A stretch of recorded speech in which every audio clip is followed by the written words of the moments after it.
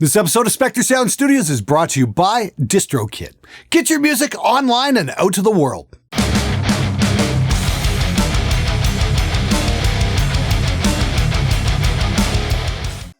Hey everybody, welcome to SMG Viewers Comments, episode 175. Hope you're gonna have an amazing Black Friday weekend. Let's get right to it.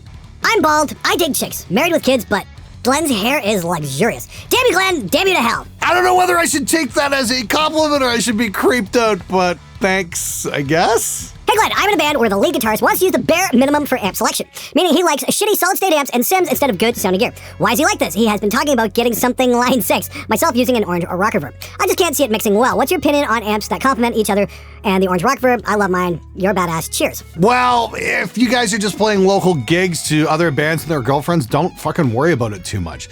It's not going to make a difference anyway, and nobody's really going to give a fuck. Will it sound better? Sure. And I'm sure the other 3 people in the audience would really care about that. If you guys are starting to headline clubs, okay, that might be an issue. If you're going to the studio, that is definitely an issue. But in the meantime, yeah, don't worry about it so much. As for the orange stuff, I got to hang out with Charlie Cooper and Cliff and the whole Orange gang at TGU last spring. Great bunch of guys, great amps, and I've got a Brent Hines Terror I've got to get a little maintenance done on, and I'm going to be giving that away at some point. But yeah, the orange stuff is killer. Love their stuff. Anyway, thanks for asking. In fairness, if Satan did write metal music, it would probably be tight. Okay, in theory, I guess that makes sense, but in reality, Satan's about as real as Daenerys Targaryen, so there is that. Hey Glenn, a popular YouTuber whose name rhymes with Hola England mentioned in a recent clinic interview thing that he thinks the album is a dying platform and is a potential waste of music. Considering the changes in the music industry in the last few decades, what are your thoughts on this? Is the album dying? What's next for musicians and sound engineers? The album is definitely dying. I think artists should go back to singles or EPs. You know, I've said this a few times. Instead of, releasing an album once every couple of years and you're stuck with the same product, you can record, 12 to 16 songs all at the same time, but release them in batches of 4 or 5. That way you've got a new product that shows every 6 to 8 months, something like that. You figure the math out. That seems a much better business strategy than dumping thousands and thousands of dollars into something that you're only going to make every couple of years. So you might have a slightly better chance of a return on investment. In the meantime, yeah, don't do what that Threaten guy did, where he, printed all those CDs and promoted himself to Europe and nobody came to the shows, because I bet you that was an expensive lesson in humility. And here's a question I'm going to pose to you guys. Do any of you guys still buy CDs? I know a lot of you guys still listen to full albums, but I'd like to know. Leave a comment below. Do you still buy CDs? I'm kind of curious there, because with different platforms we have with SoundCloud and iTunes and whatnot, it seems like a CD is kind of a waste of time, in my opinion. I haven't put a CD into my car stereo in 4 or 5 years, honestly, so I'm kind of curious what you guys are doing. Lewitt LCT 440 versus Roswell Audio Mini K47. Good question, but kind of pointless too, because they're both stellar. You can't go wrong with either one. They're both awesome. Yeah, go get one. Doesn't matter which brand. At that level, you just can't go wrong. Hey Glenn, I'm a poor 14-year-old student from the Philippines and I really want to write songs as a hobby. Can you recommend me a decent mic for recording acoustic guitar and my voice also, some of the gear that I'll probably need? Thanks in advance. Cheers from the Philippines and Putaka, Glenn. Well, hey, Timothy, thanks for writing. Like I said, it's always super cool to hear from people all over the world. I think this is the first person I've had write in from the Philippines, so that's fucking awesome. Putaka, it's something to do with bitch, I believe, so right back at you there, pal. Anyway, the mic you want to get is probably this right here. This is the Lewitt LCT 240 Pro. It goes for $149 US at Vintage King, and I know they do ship internationally. I don't know who your big music retailers are in the Philippines. I don't know what your exchange rate is, but as far as bang for the buck, holy fuck, is this thing ever awesome. These are kind of on par with some of my other mics that are a lot more money, and yeah, these are just all kinds of freaking awesome. So definitely check these out. I've been super impressed with a lot of the Lewitt stuff, and I've been wanting to do an episode on these for a while, but yeah, for $149, damn, you just can't go wrong with these. Good luck, dude. Hey Glenn, I wanted to ask if you recommend mixing, mastering, and recording using open back reference headphones. I have some people living with me, so it's kind of hard to use monitors as they're usually loud. Do you recommend any specific reference headphones? Greeting from the United Arab Emirates. Now, I know some people have some luck with working with headphones. Myself, maybe not so much. I was talking the other day with Warren Hewitt, and he was ranting about some blue headphones. I don't know what your budget is, but I will try and find you a link in the description below for those blue headphones. The exact model number, like I said, I'll do a little bit of research in a couple minutes, or better yet, I'll just call Warren and find out what he was going on about. But he was ranting about these things, and apparently they're quite awesome. So I think that's an episode I really need to do in the future is, can you mix on headphones? And if so, which should you get? Because I'm sure there's more than a few guys out there who want to know the answer to that particular question. Thanks for asking, man. Cheers from Canada. Thanks so much for writing it. Hey everybody, this episode is sponsored by DistroKid, my favorite service to put music out to online retailers like iTunes, Amazon, Google Play, and Spotify, plus over 150 smaller online music retailers as well. It only costs $20 a year and you keep 100% of your earnings. DistroKid also has lots of cool features, including instant verification on Spotify and change your image on Apple Music and iTunes. What's more is that they've got a new feature that allows you to add credits and liner notes to stores and streaming services. You can now list musicians, contact info, social media profiles, and hundreds of other roles. They've also got the new Teams function, which allows you to split your earnings automatically among your bandmates, and a cover song license will only cost you $12 a year. I use DistroKid to put my music out, and my friends do as well. The Dread Machine project we did a while back was launched through DistroKid, and it saved us all a lot of grief. If you've got a band, you really need to check it out. Go to distrokid.com/VIP/Spectre today and grab yourself a 7% discount. Follow the link in the description below. Now back to the show. Glenn, is it true that sometimes you shouldn't trust a mix engineer who's also in a band because they'll purposely fuck you over, not wanting you to sound better than their band? Well, that's the first I've ever heard of that. If a mix engineer's in another band, chances are he's going to want to give you the best mix he possibly can, because when you're a mix engineer, that's your resume, basically. You're only as good as your last record. So if you do something that doesn't sound as good, chances are you might not get the gig that comes after the band you're working with. So that is something to consider. My suggestion, don't overthink it. And if you didn't think you got a mix as good as it should be, it might not be the sound engineer's fault. Might have been your band. Maybe you guys should have practiced a little more. An engineer friend of mine said he had a bassist insist on tracking each note, and result sounded like shit, obviously. Wow. Yeah, my response to that request would have been, well, there's the fucking door. Track each note individually. What would be the fucking point of that? That's not making music. That's just slice and dice and just copy paste. And what a fucking nightmare. You know, how long would it have taken that to do? I can't even begin to imagine. I mean, like, all that extra effort when all the bassists had to do was maybe learn how to play the fucking song! Take whatever you said about moronic fanaticism, paint it green, and shout it out in Arabic. That's been life for me, born and raised ex-Muslim in Saudi Arabia. You're absolutely accurate about that country, Glenn. There's no other option but hide and be a part of the crowd. It was tough to even convince my parents to let me keep my guitars, but it was a long fight and a lot left unsaid. All is not lost, though. There's an amazing underground metal scene growing in Lebanon and Syria. Look it up, guys. Hey, Sarmad, thanks so much for writing in. Yes, in a country like that especially, yes, it's better to blend in, because if you're an atheist, you're a terrorist. They just said that in the news yet again.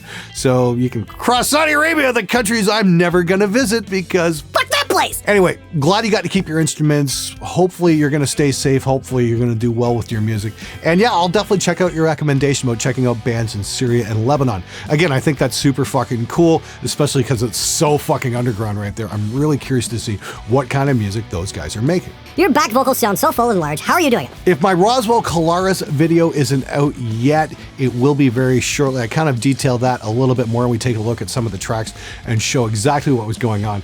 It's a combination of a few different things, having one vocalist up close on the mic and then stepping back a few feet for the backup vocals. I find just creating a little bit of depth like that goes a long way in kind of fleshing things out. Yeah, you know what? And if you solo up the background vocals by themselves, they sound a little bit hollow.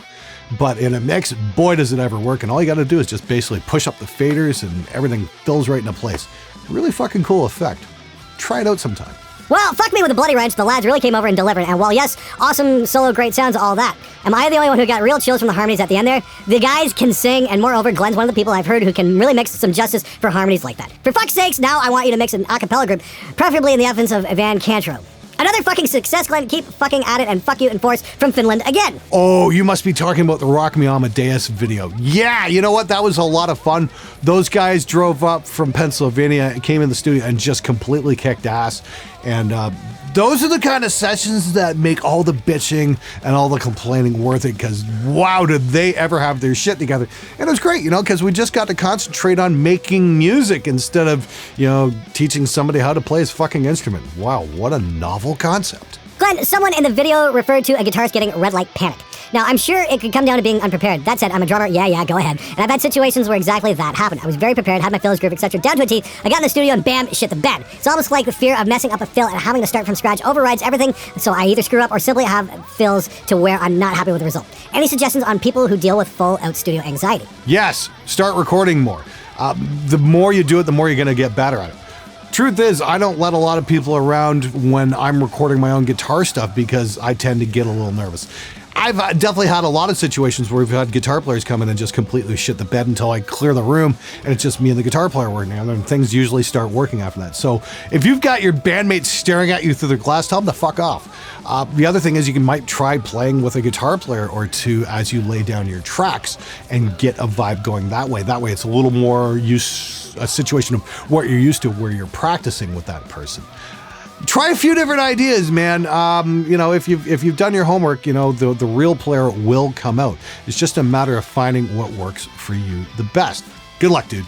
I've never climaxed so quickly to seeing a guitar. Also, Glenn, what are your thoughts, opinions on Deftones? Were they simply a new metal craze or a respected rock metal band even to this day? Cheers from blistering Arizona, and thank you so much for these videos. They've really helped me improve on production. Hey, Eric, thanks for writing. Not really a huge Deftones fan. I remember when they came out, I thought they were kind of interesting. Never really got into them that much. But I got to hang out with Ulrich Wilde at his studio for a day, and he did all the Deftones records, so seeing all the stuff on the walls, I'm like, okay, maybe if I ever get some time I should really check the band out. Meanwhile, apparently the singer needs to stop cupping the mic. Apparently, that's what I've heard. You guys tell me. Anyway, thanks for writing in from Arizona. That's fucking cool. I hear it's rather hot there. Anyway, take it easy. Metal is now more drop the tuning and add strings to get lower with the binary technique 010101 than the older, more speed and thrash-oriented classic stuff. What's your opinion with older new wave of British heavy metal and thrash versus the new core gent stuff? Because personally, the old stuff any day. Just interested. Oh boy, is this ever gonna piss some people off. You know what? I don't really listen to a lot of gent stuff, but if you're into gent stuff, that's fine. I just wish they'd use real drummers instead of robots. I always felt music sounds better when it's played by humans, but that's just me. Metal seems to be meshing with EDM in a lot of ways, and I can't say I'm a huge fan of it, but if you're into it, okay, fine. What the fuck do I know? I'd like to see metal do other things, but if it's going in that direction, it's going in that direction. It'll be a while before it burns itself out and goes into a different direction. We've seen a lot of different genres, but I'd like to see more people sing as opposed to just grunting into a microphone. More on that in another episode. Have you ever come across an all-girls band? Is there any difference between recording all-girls bands and boy bands? Cheers from Bosnia. Fuck, love you, Glenn. All right, first and foremost, the ending of that statement you really need to think about when you write it and say it out loud, because that's just fucking wrong. Anyway, I've never recorded an all-girls band, and that's kind of unfortunate. And honestly, in my 20-year career, I can maybe count the amount of women musicians I've had come in bands on one hand, maybe two hands. It hasn't been many, that's for sure. Never recorded a female drummer, ever. Maybe a guitar player once or twice, a lot of keyboard players, a lot of singers. But never had a girl come in the studio that played drums, and that's unfortunate. I'd like to see more women playing metal, absolutely. Do I have a problem with all-girl bands? Absolutely not. One of my favorite live albums ever is Runaways live in Japan, because they just totally killed it on that. And that was in the 70s when there was a lot of bullshit they had to take and deal with to get that record made, so hats off to them.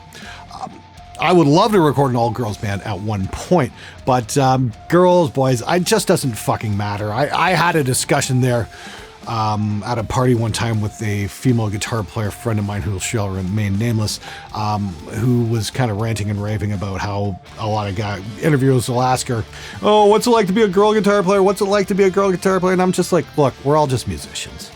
It doesn't fucking matter. The only question that matters to me is, can you play? SMG Comments is my Friday morning coffee. Never disappoints and always motivates. Thanks for all you do, man. Can't believe how much I've learned from this channel. Well, you're very welcome, Zach. Thank you so much for your support, and thanks so much for watching. I noticed you said it was your Friday morning coffee, and I'm going to put this question to all you guys. When do you watch this show? Do you watch it during the day? Do you watch it in the morning? Do you watch it when you get home from work? I'm very curious to know this, so please help me out and let me tune the release time for something that works a little bit better for you, and let me know where you're from and when you watch. That would be a gigantic fucking help. It's Black Friday, so go out there and buy some stuff. Don't forget to check out DistroKid, who sponsored this episode. They've been a big supporter of the show, and their system is absolutely fantastic. You got an album you want to get out to the world, use DistroKid. It's fucking great. Anyway, that's it for this episode. I'm out of here. Hey guys, if you like the video, be sure to subscribe as I post every Wednesday, Friday, and Sunday. If you want to learn more about recording, check out one of my tutorials or one of my gear reviews if you want the actual honest truth about a piece of equipment.